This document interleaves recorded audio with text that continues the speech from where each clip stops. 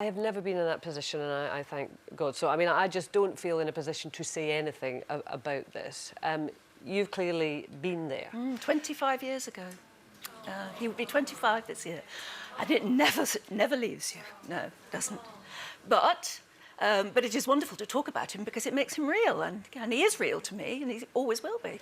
See, that intrigues me that you say it's wonderful to talk about him. Somebody said to me at the time, you will one day get over the pain, but you'll never stop loving him.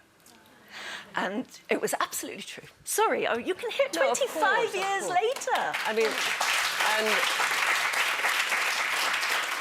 you know, just because I know it is difficult. Sebastian was 4.5 months old. Yes. When he died died of cot death. in a cot death, Yeah. and you then began an incredibly effective campaign which made real changes and saved the lives of lots of It babies seems incredible thereafter. to me because in 1991, when we lost Sebastian, we were losing about 2,500 babies a year to cot death.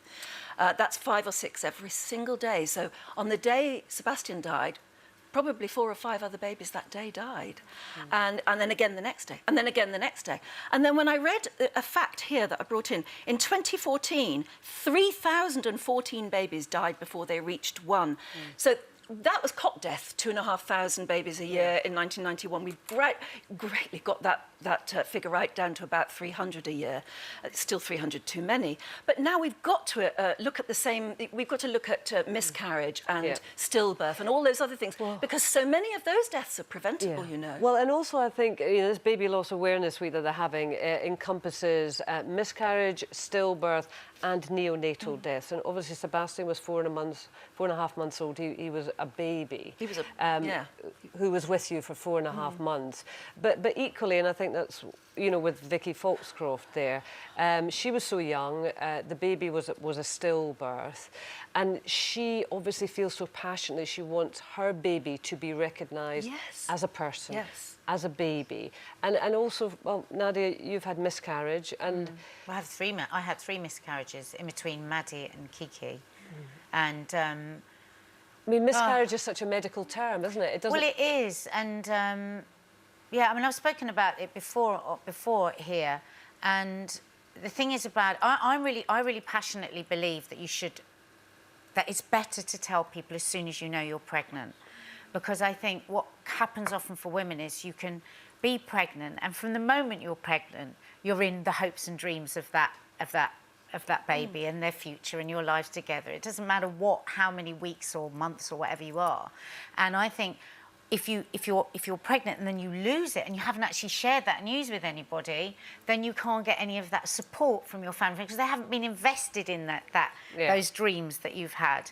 And I think that often that's why the pain can be very, very lonely. It can be an incredibly lonely time because you feel like you are supposed to just get on with it and get over it. And what was it? It was hardly a baby, and it was just a moment, or it was meant to be, or there was something wrong with it, or it's the right thing. And all of that doesn't help somebody that's grieving for what they believed was going to be part of their family. Yeah, I'd never thought of that, you know, because, I mean, with my first pregnancy, I didn't even tell my mum until I was nearly 5 months pregnant. And I don't know why I did that. Because it was fear of something going wrong and having to speak about it and stuff.